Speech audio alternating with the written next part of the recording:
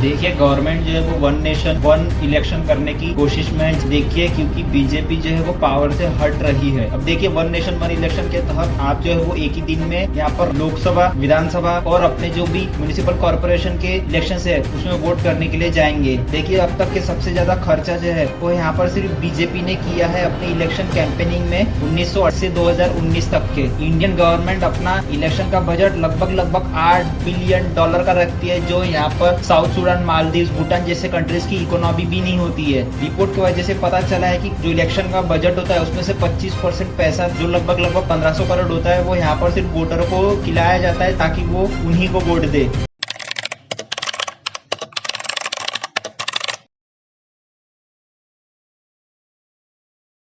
So I welcome you all to once again global outline. अब देखिए यहाँ पर रिसेंटली न्यूज आई है कि one nation one election in India ये होने वाला है जल्दी, क्योंकि इसके ऊपर एक कमेटी भी बन चुकी है और आने वाले सितंबर में एक बिल्कुल सेशन रखा गया है लोग के रिगार्डिंग ये जल्द ही हो सकता है। क्या 2024 के इलेक्शन में ये सब हो जाएगा? तो देखिए पॉसिबिलिटी यहाँ पर मैं जाता हूँ तो बिल्कुल भी नहीं हो सकता, क्योंकि 2024 के चुनाव यहाँ पर सामने ही है और आने वाले समय में अगर ये वन नेशन वन इलेक्शन होगा भी तो इसके लिए बहुत लंबा समय आपको लगने वाला है। लेकिन ये है क्या, ऊपर से यहाँ पर जो गवर्नमेंट है उसके ऊपर इतना प्रेशर क्यों दे रही है, तो ये आपको जानने के लिए काफी ज्यादा इंपॉर्टेंट होगा। तो देखिए ऐसी न्यूज काफी ज्यादा आ रही है यहाँ पर मार्केट में, जो ये बताती है कि one nation one election means and what it's being done. मतलब आपको देखिए यहाँ पे पता चलेगा कि वन नेशन और वन इलेक्शन होता क्या है और यहाँ पर क्यों इतना गवर्नमेंट जो है वो ऊपर चर्चाएं कर रही है। अब देखिए मैं सबसे पहली बात आपको बता देता हूँ यहाँ पर कि इलेक्शंस इंडिया में होते किस किस स्तर पर है। तो देखिए इलेक्शंस जनरली जो इंडिया में है वो 3 स्तर के होते हैं जहां पर आप, मैं और आम जनता जो है वो वोट कर सकते हैं। तो पहला होता है लोकसभा के इलेक्शन, जहां पर देखिए हम अपना पीएम चुनते हैं, मैं ऐसा कह सकता हूँ। उसके बाद आता है विधानसभा के इलेक्शन, जैसे आप किसी स्टेट से बिलोंग करते हैं, चाहे फिर वो राजस्थान हो, महाराष्ट्र हो, मध्य प्रदेश हो, तो उसके सीएम जो है वो चुनने का आपको हक होता है। और तीसरा जो होता है वो पंचायत या फिर म्युनिसिपल कॉर्पोरेशन के लेवल पर होता है। अगर आप किसी गांव में रह रहे हो तो वहां पर होगा पंचायत, जिसको आप नगर परिषद कहते हैं। उसके बाद जो म्युनिसिपल कॉर्पोरेशन होता है, जैसे कि आप जानते हुए कि आप जिस भी सिटी में रह रहे हो उसका म्युनिसिपल कॉर्पोरेशन होता है, तो उसके भी इसमें आप वोट करते हो। तो इन 3 चरणों में होता है। अब देखिए गवर्नमेंट क्या करने वाली है कि आप सभी को पता होगा कि दर 6 महीने बाद या 1 साल बाद इलेक्शन होते हैं। ठीक है, लोकसभा की मैं बात नहीं कर रहा हूँ, जैसे आपने पहले लोकसभा को वोट दे दिया, फिर 6 महीने बाद आते हैं विधानसभा के इलेक्शन, आपने सीएम चुन लिया, फिर आते हैं पंचायत म्युनिसिपल का कॉर्पोरेशन। तो ऐसा लगता है आम जनता को कई बार ये समझ में ही नहीं आता है कि हम इतना वोट दे क्यों रहे हैं। और देखिए यहाँ पर ना काफी ज्यादा चिंता भी समझ में आती है कि यहाँ पर 3-3 बार ये सेम प्रोसेस क्यों कर रही है इलेक्शन कमीशन ऑफ इंडिया। हालांकि देखिए विधानसभा जो है वो स्टेट इलेक्शन कमीशन कराती है, लेकिन फिर भी खर्चा या फिर जितने भी फाइनेंशियल लॉस है वो एट द एंड इंडिया को ही होता है। तो देखिए यहाँ पर इसीलिए कहा जा रहा है, और यहाँ पर जो एक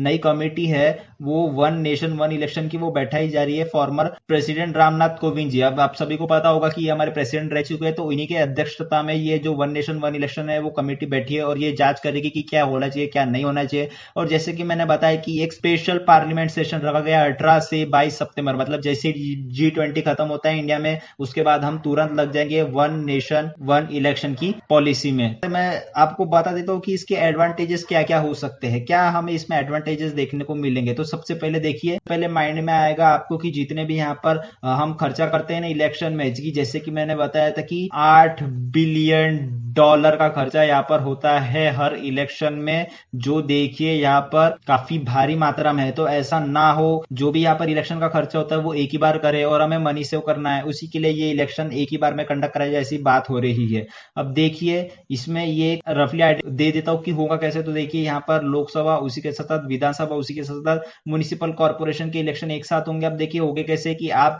जहां पर रूम में जाएंगे, जहां पर देखिए एक मशीन रखी होगी, उसी के भीतर देखिए यहाँ पर 3 मशीन रखी होगी।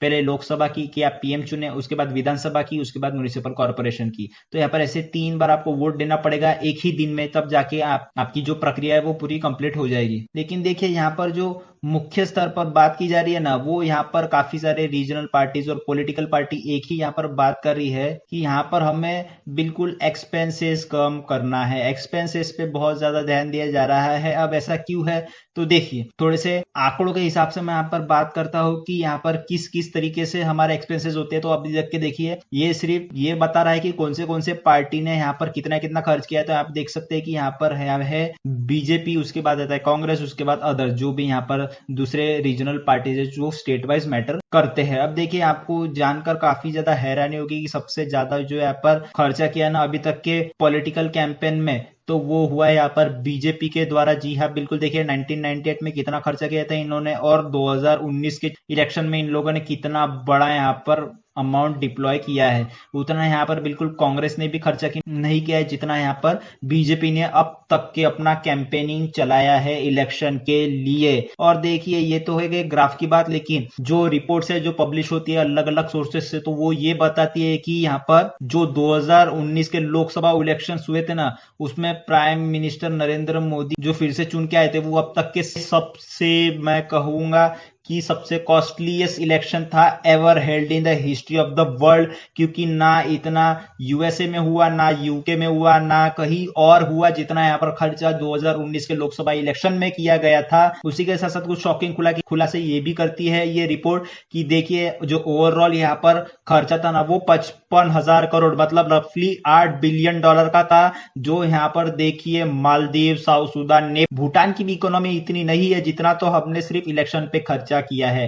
तो आप समझ सकते हो कि तो कितनी बड़ी स्तर पर ये इंडिया में इलेक्शन किया जाता है। उसी के साथ साथ अगर देखा जाए तो देखिए एक ये भी दिखती है कि यूएस प्रेसिडेंशियल इलेक्शन जो हुए थे 2016 में, उसमें भी सिर्फ $6.5 बिलियन खर्चा किया था। मतलब देखिए वर्ल्ड की जो सबसे बड़ी सुपर पावर है उसे भी समझ में आता है कि हम जो है वो इतना सारा पैसा सिर्फ इलेक्शन में खर्चा नहीं करेंगे, सिर्फ $6.5 बिलियन। अब देखिए यहाँ पर $2 बिलियन का सीधे सीधा यहाँ पर मुआवजा निकल कर आता है अगर आप काउंट करें तो। और देखिए दूसरी बात मैं आपको बता दूं कि यहाँ पर एक खुलासा ये भी करते हैं कि जो यहाँ पर मैंने बताया ना 55,000 करोड़ या फिर $8 बिलियन का अमाउंट, ये इसमें से सिर्फ 25% तो ये बताया गया है कि ये सीधे सीधे वोटरों को दिया जाता है। CMS एस्टिमेट दैट रफली 25% about 15,000 crore were distributed amongst voter. मतलब ये जो है वो वोट खरीदने के लिए यूज किया जाता है सीधे सीधे तौर पर कि देखिए ये लीजिए आप 1,000 रुपए और आप इस पार्टी को यहाँ पर वोट दीजिएगा। मतलब जितना भी बड़ा बजट सैंक्शन होता है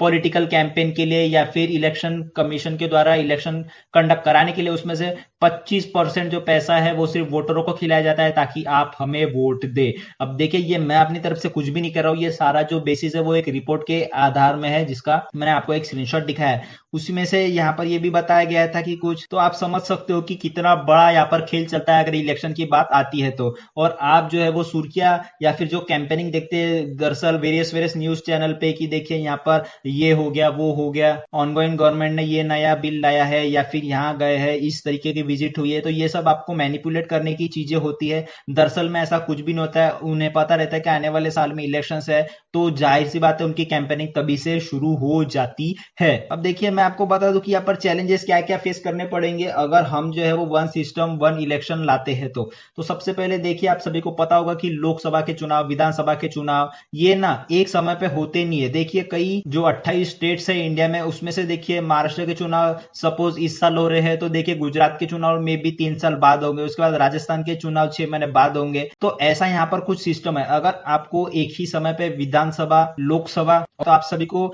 ये गैप जो है वो यहाँ पर इसको फिल करना पड़ेगा कि जो टेन्योर होता है लोकसभा मतलब पीएम का, उसी के साथ सीएम का, वो सेम कराना पड़ेगा, तभी जाके ये जो इलेक्शन है वो कंडक्ट हो पाएगा, जो एक मेजर प्रॉब्लम निकल कर आ सकती है हमारे गवर्नमेंट के लिए। उसी के साथ साथ देखिए ये काफी छोटी बड़ी प्रॉब्लम यहाँ पे हाईलाइट की गई है, जिसको यहाँ पे ये बताया गया कि वोटिंग मशीन कितने लगेगी, कितने भारी स्तर पर यहाँ पर एडिशनल पोल स्टाफ या फिर बेटर सिक्योरिटी अरेंजमेंट लगेगी। और सबसे बड़ी मुद्दा, अगर इंडिया डेमोक्रेसी है तो सारे पार्टीज को कन्विंस करना, ये भी काफी बड़ा यहाँ पर मुद्दा रह सकता है। अब देखिए मैं आपको बता दूं कि यहाँ पर गवर्नमेंट इसको लाना क्यों चाहती है, क्यों यहाँ पर इन सब स्टेट में जो है वो government one nation one election लाना चाहते हैं। तो देखिए यहाँ पर कुछ लिस्ट डाउन स्टेट से जहाँ पर ये बताया गया था कि अरुणाचल प्रदेश, आसाम, गोवा और जितने भी 14 यहाँ पर स्टेट्स है उसमें से इन 14 के 14 स्टेट में भाजपा की गवर्नमेंट रन होती है। जी हाँ बिल्कुल। अगर यहाँ पर दूसरा तर्क देखा जाए, और कुछ ये स्टेट्स है जिसमें सिर्फ और सिर्फ कांग्रेस की सरकार चलती है, कुछ यहाँ पर गठबंधन भी शामिल हो गए हैं, और बाकी जो स्टेट्स है उनमें रीजनल पार्टीज यहाँ पर काम करती। तो देखिए कहने का मुद्दा यहाँ पर ये था कि जिस प्रकार से यहाँ पर भाजपा जो हार रही है ना धीरे धीरे स्टेट्स में, जैसे कि यहाँ पर पहले कर्नाटक हो गया, फिर उसके बाद और भी कई स्टेट्स में है, जो भाजपा की हार हुई है। तो यहाँ पर कई पॉलिटिकल का ये मानना है कि जिस प्रकार से अभी यहाँ पर भाजपा स्टेट्स लूज कर रही है ना, तो उसके लिए यहाँ पर वन नेशन और वन इलेक्शन कंडक्ट कराया जा रहा है। क्योंकि देखिए आप सभी के मन में एक क्वेश्चन आ रहा होगा, पहले वो मैं क्लियर कर देता हूँ। देखिए स्टेट में यहाँ पर भाजपा बिल्कुल चुन के आ नहीं रही है, लेकिन फिर ये सेंट्रल में कैसे अभी भी पावर में है? तो सेंटर से मतलब लोकसभा से ये भी पावर में हट क्यों नहीं जाती? जब देखिए स्टेट के लोग भाजपा को वोट नहीं दे रहे, तो सेंट्रल लेवल पे भाजपा राज क्यों कर रही है? आप सभी के मन में क्वेश्चन होगा। तो देखिए इसका मैं बता देता हूँ उदाहरण की why BJP is losing state after state.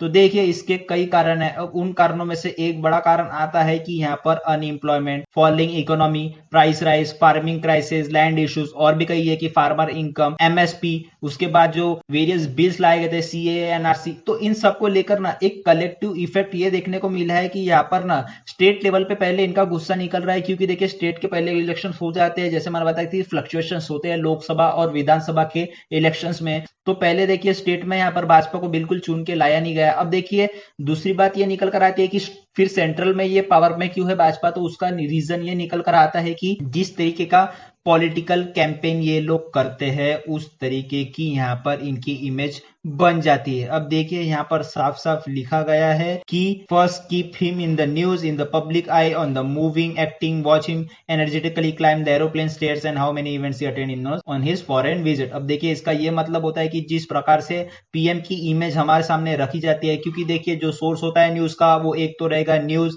Newspaper, या फिर आप बहुत देखोगे तो सोशल मीडिया। तो आजकल इन तीनों का सहारा लेकर इमेज जो है वो इस तरीके से बनाई जाती है किसी भी पॉलिटिकल लीडर की, नॉट मेंशनिंग पर्टिकुलर पार्टी। तो उस पीएम की इमेज इस तरीके से बनाई जाती है कि देखिए हमने इधर विजिट किया, उसके बाद हमने ये डील साइन किए, उसके बाद देखिए वेरियस इवेंट्स हो रहे हैं। तो कुछ इस प्रकार से दर्शाया जाता है उस पीएम को कि देखिए यहाँ पर जो इंडिया का मतलब किसी कंट्री का जो इन्फ्लुएंस है वो बढ़ रहा है। अब इससे आप समझ जाइए कि यहाँ पर इसमें पॉलिटिकल कैंपेन भी इन्वॉल्व रहता है इन सब चीजों में। उसी के साथ साथ जो मैंने बात की थी कि यहाँ पर स्टेट्स में क्यों जनता है वो नाराज है, तो देखिए इसका एक मेजर उदाहरण है कि राइज ऑफ इन्फ्लेशन। अब देखिए यहाँ पर कुछ चार्ट है जो दर्शाता है कि पेट्रोल के दाम, ओनियन, तूर दाल, आटा, डीजल, राइस, सीरियल, भिंडी, एलपीजी, ये रेशो यहाँ पर बढ़ते ही जा रहा है। उसी के साथ साथ यहाँ पर फूड ग्रेन्स के भाव आप देख सकते हैं कि किस प्रकार से इनके जो प्राइसेस है वो धीरे धीरे बढ़ते ही गए हैं। उसके बाद एक मेजर जो आपको, मेरे को, सबको ये सताता रहता है कि अनएम्प्लॉयमेंट रेट। अब देखिए यहाँ पर काफी अच्छा ग्राफ मिला है कि जो पढ़ा लिखा नहीं है उसका कितना है, प्राइमरी पढ़ा है, ठीक है, मिडिल में है, उसके बाद 10th 12th पास किया, डिप्लोमा, ग्रेजुएशन, पोस्ट ग्रेजुएशन। तो इसमें से आपको देखना पड़ेगा कि जो सबसे ज्यादा बेरोजगार है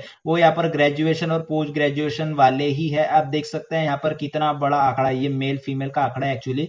तो यहाँ पर मेल का देखा जाए तो सबसे ज्यादा बेरोजगार यहाँ पर मेल है। तो कहने का मुद्दा यह है कि मेजर अनएम्प्लॉयमेंट रेट भी यहाँ पर बड़ी है, जिसकी वजह से जो बीजेपी है वो लूज कर रही है स्टेट बाय स्टेट। अब देखिए ये डिस्कस करने का मुद्दा क्यों है कि यहाँ पर बीजेपी यहाँ पर हार क्यों रही है हर स्टेट में। तो देखिए इसका मुद्दा ये रख सकते हैं कि जब बीजेपी हार रही है ना अलग अलग स्टेट में, चाहे महाराष्ट्र हो चाहे कर्नाटक हो, कोई भी स्टेट आप पकड़ लो, तो उसका सीधा इंपैक्ट सेंटर पे पड़ता है। तो देखिए 28 स्टेट में से अगर 14 में यहाँ पर बीजेपी है और 7 में अलग नहीं, तो इससे ये पता चलता है कि कितना बड़ा यहाँ पर लैग हो रहा है। और आने वाले समय में किसी भी पॉलिटिकल पार्टी यही चाहेगी कि वो यहाँ पर पावर में रहे। अब देखिए इसका एक सिंपल सा उदाहरण मैं देता हूं इस न्यूज से कि inflation hurting Modi but still likely to win India 2024 poll surveys shows. तो देखिए इतना सब होने के बाद भी जब ऐसी न्यूज निकल कर आती है तो ये बिल्कुल दिल दहला देने वाली होती है कि अगर स्टेट में ही आप पावर गेन नहीं कर पा रहे हो तो लोकसभा में आप कैसे करोगे। तो इसका सिंपली आंसर ये हो सकता है आप सभी के लिए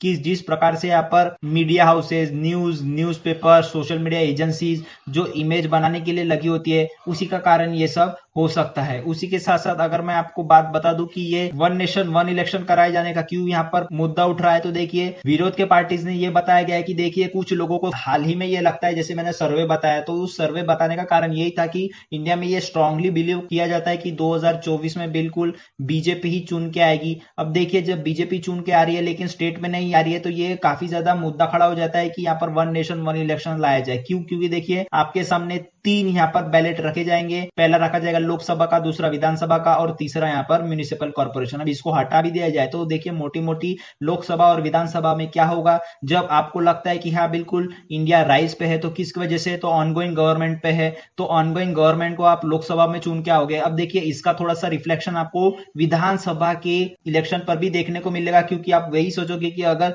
इंडिया में सब कुछ हो रहा है तो एक बीजेपी की वजह से हो रहा है, तो आप उठ के ना विधानसभा में भी बीजेपी को ही वोट दोगे, फिर आप छोड़ दोगे कि रीजनल पार्टीज क्या है या फिर प्रीवियस गवर्नमेंट कौन सी थी। तो इसलिए ना यहाँ पर ये वीडियो बनाना मेरे लिए काफी गरज का था, क्योंकि इलेक्शन पीक पे है और यहाँ पर वन नेशन वन इलेक्शन की बात हो रही है। तो होप्स हो कि आपको समझ में आ गया कि वन नेशन वन इलेक्शन क्यों है और यहाँ पर क्यों इसे गवर्नमेंट लाना चाहती है अपने फायदे के लिए। हालांकि देखिए फायदा और नुकसान मैंने दोनों समझाया है कि गवर्नमेंट को फायदा होगा, उसी के साथ पैसे कम लगेंगे, लेकिन उसी के साथ इसका डिसएडवांटेज भी है क्योंकि छोटी छोटी जो रीजनल पार्टीज है जो होप्स हो कि काम करती भी होगी तो उसको एक बड़ा लॉस होगा, क्योंकि एट द एंड आप जब 3 लोगों को एक साथ वोट दोगे ना तो आप भूल ही जाओगे कि यहाँ पर भाजपा के साथ जो छोटी छोटी पार्टी है या फिर कांग्रेस के साथ और भी उसके कोई समर्थक है, तो आप उस पार्टी को छोड़ के आप किसी बड़ी पार्टी को चुनना चाहोगे। तो ये था इसका कुछ पूरा एनालिसिस। अब देखिए एट द एंड मैं आपके सामने एक बहुत बड़ा क्वेश्चन पुट करना चाहूंगा कि क्या आपके हिसाब से वन नेशन वन इलेक्शन राज्य है क्या आप 3 बार एक ही समय में वोट डालना चाहोगे क्या? अब हो सकता है कि यह वीडियो बिल्कुल डिलीट भी हो जाए क्योंकि काफी ज्यादा क्रिटिसिज्म इसमें